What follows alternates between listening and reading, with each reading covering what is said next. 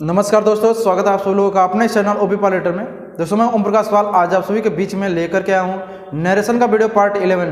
दोस्तों आज हम सभी लोग इस वीडियो पार्ट 11 में ये चीज़ देखने वाले हैं कि किस प्रकार से हम जो है कि एक्सक्लेमेटरी सेंटेंस का डायरेक्ट से इनडायरेक्ट में चेंजिंग करते हैं। इससे पहले हम लोगों ने 4 टाइप का सेंटेंस पढ़ चुका है कि डायरेक्ट से इनडायरेक्ट में चेंजिंग हम कैसे करते हैं। वो 4 टाइप हमारा इस प्रकार से था: assertive sentence, interrogative sentence, imperative sentence और ऑप्टेटिव सेंटेंस।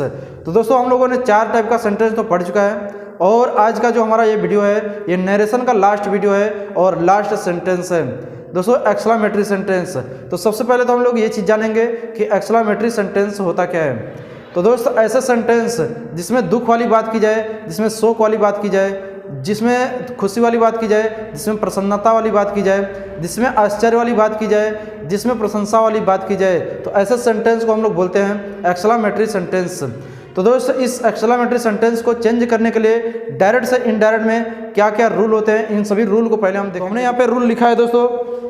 पहला रूल यह है कि सेड के स्थान पे आप क्या चीज़ करते हैं, एक्सक्लेम्ड विद जॉय। अगर यानी खुशी वाली बात हो तो जब खुशी वाली बात हो, प्रसन्नता वाली बात हो तो एक्सक्लेम्ड विद जॉय या फिर जो है कि एक्सक्लेम्ड विद डिलाइट यूज करते हैं। और जब हमारा दुख वाला बात हो तो उस सिचुएशन में दोस्तों एक्सक्लेम्ड विद सारो यूज करते हैं या फिर एक्सक्लेम्ड विद ग्रीफ करते हैं। यानी जब दुख वाली बात हो, शोक वाली बात हो तो उस समय यूज करते हैं। और अगला आता है एक्सक्लेम्ड विद प्रेज्ड या फिर अपलाउडेड यूज करते हैं। ये दोस्तों जब प्रशंसा वाली बात की जाएगी तब जो है कि आपका ये यूज किया जाएगा। यानी कि पहला दुख है, दूसरा खुशी है और तीसरा जो है कि प्रशंसा है। तो बस आपको एक्सक्लेम्ड विद इतना तो सभी में यूज करना है। अगर दुख है तो सारो यूज करिए या ग्रीफ यूज करिए। अगर खुशी वाली बात है तो खुशी के लिए आप जो है कि जॉय यूज करिए या फिर डिलाइट यूज करिए। अगर प्रशंसा वाली बात है तो वहाँ पे जो है कि आप प्रशंसा के लिए प्रेज्ड यूज करिए या फिर अपलाउडेड यूज करिए। उसके आगे दोस्तों देखिए आपका जो दूसरा रूल आता है रिपोर्टेड स्पीच वाट ए या हाउ से प्रारंभ हो। यानी कि जब वाट ए या फिर हाउ से प्रारंभ होता है तो ऐसा सेंटेंस आश्चर्य वाली बात होती है दोस्तों। यानी वाट ए साइट बोलते हैं। तो इस टाइप से यानी कि आश्चर्य वाली बात होगी तो भेरी या ग्रेट में चेंज करते हैं। यानी कि जब वाट है या हाउ से प्रारंभ हो तो भेरी में या फिर ग्रेट में हम चेंज करेंगे। आगे देखिए दोस्तों, वह सेड को यानी कि रिपोर्टिंग वर्ब में जो सेड आपका आता है उसे सिर्फ और सिर्फ एक्सक्लेम्ड में चेंज करना है दोस्तों, एक्सक्लेम्ड में। ओके, अब यहाँ पे लिखा है कि यदि वाट है या हाउ के बाद अगर नाउन सिर्फ आया हो तो इस सिचुएशन में दोस्तों आपको ग्रेट लगाना है। क्या लगाना है, जैसे कि यहाँ पे हमने लिखा है या तो भेरी में या तो ग्रेट में। तो जब वाट है और हाउ के बाद इन दोनों में किसी एक के बाद आपको जो है कि सिर्फ नाउन यूज किया गया है तो ग्रेट में चेंज करेंगे। यदि वाट है या हाउ के बाद नाउन हो और इस नाउन के बाद एडजेक्टिव यूज किया गया हो तब दोस्तों आपको भेरी यूज करना होता है। अगला आता है कि कनेक्टिव वर्ड जो है कि हम दैट लगाते हैं, जो कंजक्शन के रूप में यूज करते हैं सिर्फ और सिर्फ दैट यूज करेंगे।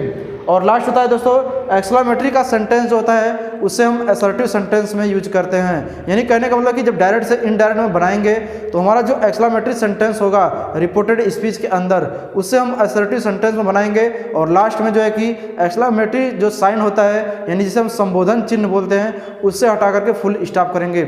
आइए दोस्तों हम लोग एग्जाम्पल के माध्यम से समझने की कोशिश करते हैं। तो दोस्तों हमने यहाँ पे एग्जाम्पल लिखा हुआ है, ही सेड हुर्रा, यानी कि हुर्रा या हुर्रे बोलते हैं इसको। My old friend has come.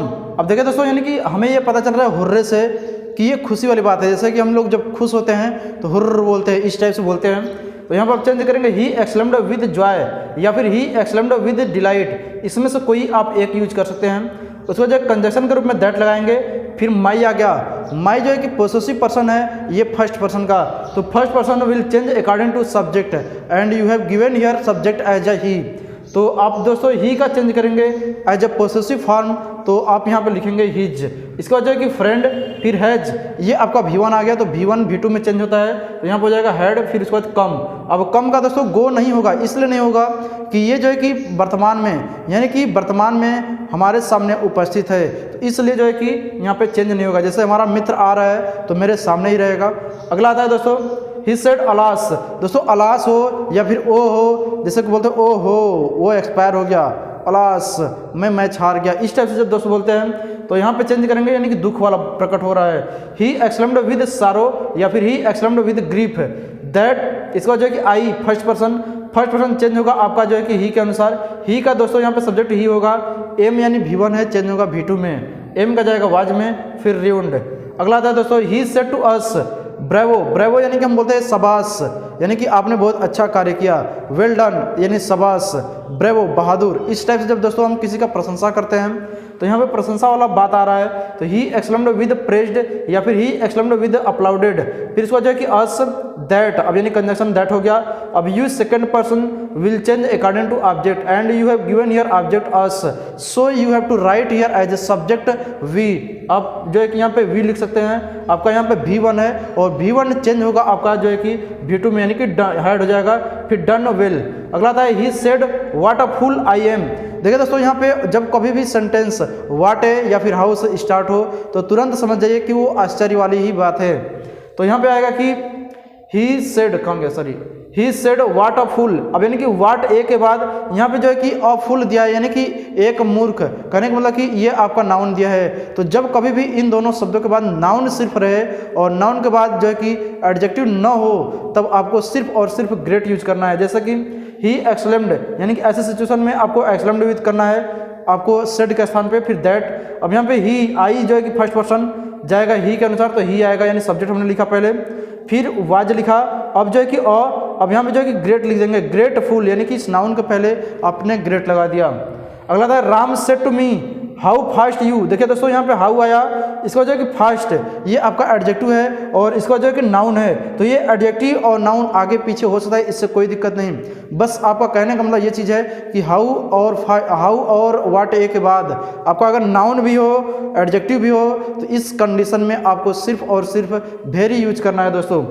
Are walking, तो इसका होगा राम एक्सक्लेम्ड मी दैट। अब यहाँ पे यूज सेकंड पर्सन है, सेकंड पर्सन आपका चेंज होगा मी के अनुसार, मी का सब्जेक्ट आई होगा। इसका आर का चेंज हो गया दोस्तों वाज में वॉकिंग। अब यहाँ पे यानी कि होगा यहाँ पे वेरी फास्ट है। क्यों वेरी फास्ट लग रहा है? क्योंकि हाउ के बाद जो है कि आपका नाउन दिया है और नाउन के बाद जो है कि एडजेक्टिव दिया है। तो दोस्तों इस कंडीशन में आपको वेरी यूज करना है। तो दोस्तों आज का हमारा ये जो वीडियो था कि एक्सक्लेमेटरी सेंटेंस को हम किस प्रकार से जो है कि डायरेक्ट से इनडायरेक्ट में चेंज करते हैं, तो इसके लिए हमने जो है कि नियम भी देखा और इस नियम के साथ साथ हमने एग्जाम्पल भी देखा। तो दोस्तों नरेशन का जो वीडियो है आज 11 यानी कि लास्ट वीडियो था और आज के बाद जो है कि मैं कुछ अलग चीज़ लेकर के आऊँगा आपके लिए। तो दोस्तों आप सभी लोगों को अगर किसी भी सेंटेंस में कोई भी डाउट हो, कोई भी प्रॉब्लम हो, तो आप बेहिचक जो है कि कमेंट सेक्शन में कमेंट करिएगा। मैं पूरी सहायता करूंगा आपका कन्फ्यूजन को दूर करने के लिए। तो दोस्त अब जो है कि फिर मिलते हैं अगले वीडियो में इसी प्रकार का वीडियो लेके। तब तक के लिए नमस्कार, धन्यवाद, जय हिंद, जय भारत।